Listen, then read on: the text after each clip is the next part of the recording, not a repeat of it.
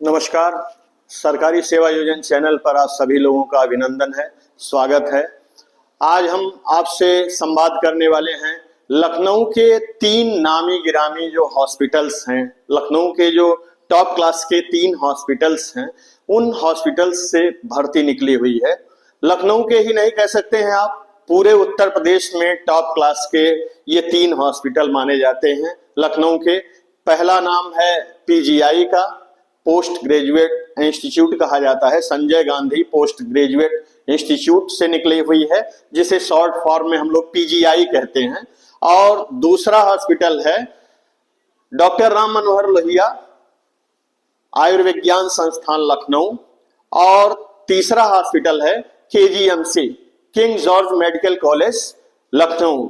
इसका बदला हुआ जो नाम है वो किंग जॉर्ज मेडिकल यूनिवर्सिटी है इस समय।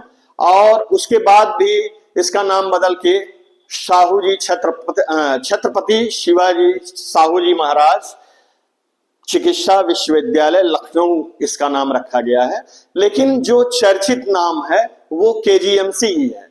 मतलब केजीएमसी के नाम से लोग इसको अभी भी जानते हैं। जो साहू जी महाराज चिकित्सा विश्वविद्यालय वर्तमान में है, इसको लोग केजीएमसी के नाम से ही जानते हैं, या कुछ लोग केजीएमयू कहते हैं, king George medical university Lucknow. तो ये 3 हॉस्पिटल जो हैं लखनऊ के नामी गिरामी, इनसे जगह आई है। तो पहला हम चर्चा कर लेते हैं डॉक्टर राम मनोहर लोहिया आयुर्विज्ञान संस्थान लखनऊ से जो जगह आई है। इसमें पदनाम है hospital attendant, library attendant, classroom attendant, security staff, चपरासी। इसमें कुल पद 11 हैं और योग्यता कक्षा 10 पास मांगी गई है। उम्र 18 से 40 वर्ष के बीच में होना चाहिए। वेतन 12,379 रुपया है। इस प्रकार से हम देख सकते हैं कि बहुत ही अट्रैक्टिव ये भर्ती है, क्योंकि ये सारी भर्तियां 4th क्लास की हैं और इसमें केवल और केवल हाई स्कूल मांगा गया है। अमूमन देखा गया है लगभग हाई स्कूल सभी लोग पास रहते हैं। तो इस प्रकार से ये काफी अट्रैक्टिव वैकेंसी है। दूसरी वैकेंसी जो है वो Sanjay Gandhi post graduate institute PGI Lucknow से आई है, जिसे शॉर्ट फॉर्म में एसजीपीजीआई भी कहा जाता है। ये भर्ती भी हॉस्पिटल अटेंडेंट के लिए है। हॉस्पिटल अटेंडेंट का जो दूसरा नाम है उसको वार्ड बॉय भी कहा जाता है। बोलचाल की भाषा में हॉस्पिटल अटेंडेंट को वार्ड बॉय भी कहा जाता है। तो इसको आप चाहे हॉस्पिटल अटेंडेंट कहिए या वार्ड बॉय कहिए। कुल पद 14 है, वेतन है 10,500 रुपए और इसमें भी कक्षा 10 पास होना चाहिए। मतलब हाई स्कूल योग्यता इसमें भी मांगी गई है। इसी प्रकार से इसी में दूसरा पद है डाटा एंट्री ऑपरेटर का। इसे दूसरी बोलचाल की भाषा में कंप्यूटर ऑपरेटर भी कहा जाता है। योग्यता इसमें स्नातक मांगी गई है और स्नातक के साथ कंप्यूटर का कोई भी कोर्स आपने किया हो, जैसे डीसीए किया हो या CCC किया हो या डीसीए किया हो या ओ लेवल किया हो, ए लेवल किया हो, टैली किया हो, यानी आपने कंप्यूटर की कोई भी डिग्री हासिल की है तो आप आवेदन कर सकते हैं। वेतन 15,000 रुपया है। और सबसे अच्छी बात है कि इसमें जो उम्र मांगी गई है वो 21 से 60 साल के बीच में होनी चाहिए। यानी अगर आपकी उम्र 21 साल से 60 साल के बीच में है तो आप आवेदन कर सकते हैं, फॉर्म भर सकते हैं। तीसरे प्रकार की जो वैकेंसी है वो तीसरे हॉस्पिटल से है। इसको केजीएमसी कहते हैं, शॉर्ट फॉर्म में किंग जॉर्ज मेडिकल कॉलेज कहिए या किंग जॉर्ज मेडिकल यूनिवर्सिटी कहिए। इसमें पद जो है वो ऑफिस क्लर्क का है। योग्यता इसमें स्नातक मांगी गई है और स्नातक के साथ कंप्यूटर का आपने कोई भी कोर्स किया हो तो आवेदन करने के आप पात्र हैं। वेतन 15,000 रुपया है। उम्र 21 से 50 साल के बीच में होना चाहिए। यानी अगर आपकी उम्र 21 साल और 50 साल के बीच में है तो आप फॉर्म भरने के लिए पात्र हैं। इसमें पद संख्या 3 है और वेतन इसमें भी 15,000 रुपए है। ओटी टेक्नीशियन एक जगह आई है। ओटी टेक्नीशियन के 6 पद निकले हुए हैं। इसमें 15,000 वेतन है। उम्र 21 से 50 साल के बीच में इसमें भी मांगी गई है। योग्यता इसमें डिप्लोमा इन ओटी टेक्नीशियन मांगा गया है, यानी ओटी टेक्नीशियन में डिप्लोमा अगर आपने किया है तो ओटी टेक्नीशियन के लिए आप आवेदन कर सकते हैं। तो इसलिए इस प्रकार से हमने देखा कि जो कक्षा 10 पास के लिए वैकेंसी आई है वो काफी ज्यादा मात्रा में आई है। Hospital attendant, library attendant, classroom attendant, security staff, चपरासी, फिर आप एसजीपीजीआई में देखिए तो यहां भी हॉस्पिटल अटेंडेंट की 14 जगह है, और इसी प्रकार से केजीएमसी में भी ऑफिस क्लर्क की स्नातक पे और कंप्यूटर के साथ जगह आई है। तो कुल मिला के कक्षा 10 पास पे ज्यादा वैकेंसी आई है। पीजीआई से भी कक्षा 10 पास पे वैकेंसी है, और केजीएमसी से भी है, और अखिल भारतीय आयुर्विज्ञान संस्थान डॉक्टर राम मनोहर लोहिया अखिल भारतीय आयुर्विज्ञान संस्थान से भी पद आए हैं। तो अच्छी बात यह है कि जिन लोगों की उम्र ज्यादा हो गई है वो बहुत परेशान रहते हैं कि साहब हम तो 40 पार कर चुके हैं, अब हमारे लिए कोई अपॉर्चुनिटी नहीं है। परमानेंट नौकरियों की जो उम्र की अधिकतम सीमा होती है वो 18 से 40 साल के बीच में होती है, और इसमें अगर 50 साल हाईएस्ट एज मांगा गया है तो उन लोगों के लिए अपॉर्चुनिटी है जिनकी उम्र ज्यादा हो गई है। फिर आप देख सकते हैं एसजीपीजीआई में जो वैकेंसी आई है वार्ड बॉय की, उसमें 21 से 60 साल के बीच में उम्र मांगी गई है। तो परमानेंट नौकरियों में आपने देखा होगा कि 60 साल में व्यक्ति रिटायर हो जाता है, लेकिन इसमें 21 से 60 साल के बीच में उम्र मांगी गई है। तो जिस व्यक्ति की उम्र 60 साल के अंदर है, यानी 21 से 60 साल के बीच में है, तो उसके लिए बहुत अपॉर्चुनिटी है, क्योंकि ये इतनी ज्यादा अधिकतम उम्र सीमा किसी भी वैकेंसी में नहीं आती है। अब हम आगे फिर बात करेंगे कि जैसा कि हम लगभग अपने हर वीडियोस में बात करते हैं कि भर्ती प्रक्रिया क्या होती है। तो भर्ती प्रक्रिया जो आउटसोर्सिंग की है वो पहले वाली ही है कि जितने भी पद होते हैं उस पद के सापेक्ष 3 गुना लोगों को डॉक्यूमेंट वेरिफिकेशन के लिए बुलाया जाता है। डॉक्यूमेंट वेरिफिकेशन में जब उनके कागजात सही पाए जाते हैं तो फिर उनको इंटरव्यू के लिए कॉल किया जाता है।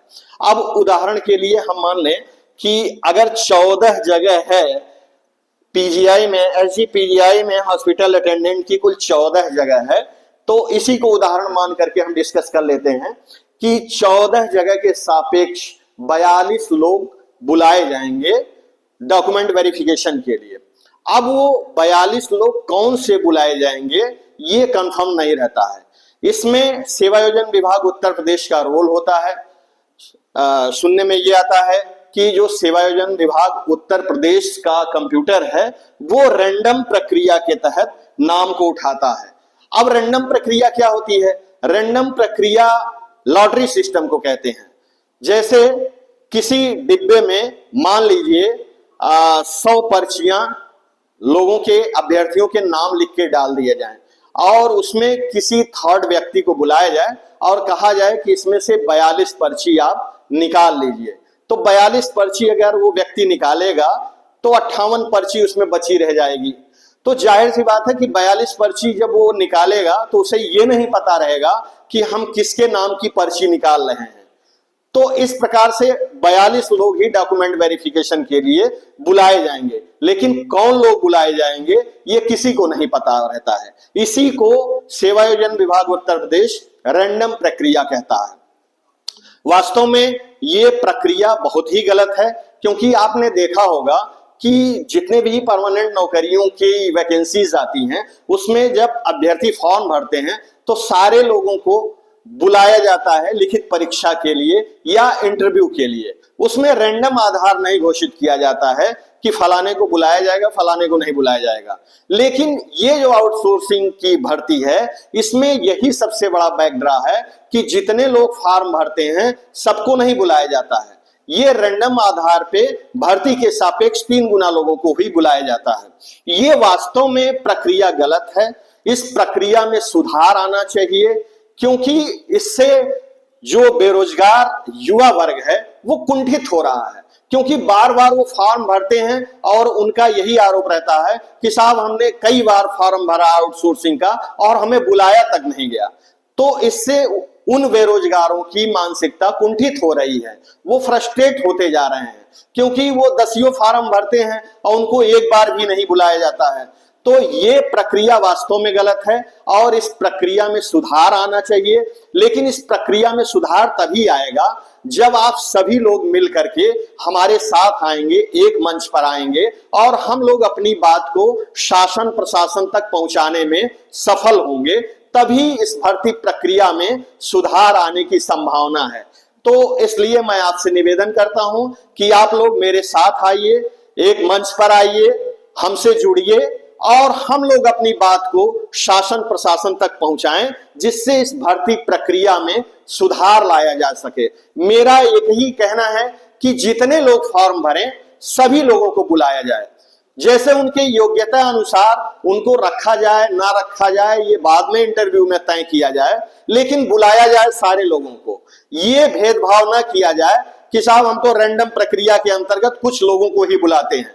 इससे क्या होता है कि जो अधिकारियों के चहेते हैं वो तो बुलाए जाते हैं और बाकी लोग जो होते हैं वो बाहर हो जाते हैं। तो इस तरीके से युवा वर्ग कुंठित हो रहा है। युवा वर्ग का ये कहना है कि इस प्रकार तो हम बिना लड़े ही लड़ाई में हार जा रहे हैं, हम तो लड़ाई में शामिल ही नहीं हो रहे हैं और हमको लड़ाई में शामिल होने से पहले ही बाहर कर दिया जा रहा है, हमारा कोई एग्जाम नहीं लिया जा रहा है। सबसे बड़ी बात यह है कि इस भर्ती प्रक्रिया में कोई लिखित परीक्षा नहीं होती है, इसमें केवल और केवल डॉक्यूमेंट वेरिफिकेशन और इंटरव्यू होता है और डॉक्यूमेंट वेरिफिकेशन में भी भर्ती के सापेक्ष 3 गुना लोगों को बुलाया जाता है। तो जाहिर सी बात है जो अधिकारियों के चहेते हैं उन्हीं लोगों को बुलाया जाता है, बाकी लोगों को नहीं बुलाया जाता है। ऐसा आरोप अभ्यर्थियों का है। अभ्यर्थी ऐसा कहते हैं कि जो अधिकारियों के चहेते होते हैं उनको बुला लिया जाता है और बाकी को रैंडम आधार मान करके बाहर कर दिया जाता है। इसलिए इस भर्ती प्रक्रिया में सुधार तभी आएगा जब आप सारे लोग हमारे साथ मिल करके एक मंच पर आएंगे, हमारा सहयोग करेंगे, हमसे जुड़ेंगे, हम लोग मिल करके अपनी बात को आगे बढ़ाएंगे, शासन प्रशासन में अपनी बात को रखेंगे, प्रशासन को शासन को इस बात के लिए मजबूर करेंगे कि वो इस भर्ती प्रक्रिया में बदलाव लाएं। जितने लोग भी फॉर्म भरते हैं सभी लोगों को बुलाया जाए, ऐसा मेरा निवेदन है। अगर आप हमारी बात से सहमत हैं तो हमारे चैनल को लाइक करिए, सब्सक्राइब करिए और शेयर करिए, जिससे हमारी बात दूर तक पहुंच सके और शासन प्रशासन तक हम अपनी बात को पहुंचाने में समर्थ हो सकें। अब आखिर में बात करते हैं कि जैसे प्रयास ये करें कि आप खुद अपना फॉर्म भरें।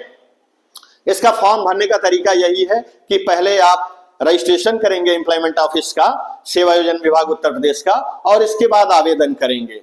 अगर मान लीजिए किसी कारणवश आप खुद आवेदन नहीं कर सकते हैं तो एक जनसेवा केंद्र का यहाँ मोबाइल नंबर लिखा है, आप यहाँ पे इनके व्हाट्सएप पे डॉक्यूमेंट भेज सकते हैं और वहां से आप फॉर्म भर सकते हैं। ये मोबाइल नंबर है 8953743877। इस पर आप अपना डॉक्यूमेंट भेज सकते हैं और भेजने के बाद आप अपना फॉर्म भरा सकते हैं। फॉर्म भरने की जो लास्ट डेट है वो 17 जुलाई 2024 है, लेकिन आप 17 जुलाई 2024 का इंतजार ना करें क्योंकि इसकी साइट बहुत बढ़िया नहीं चलती है, इसलिए पहले ही फॉर्म भराने की कोशिश करें। धन्यवाद।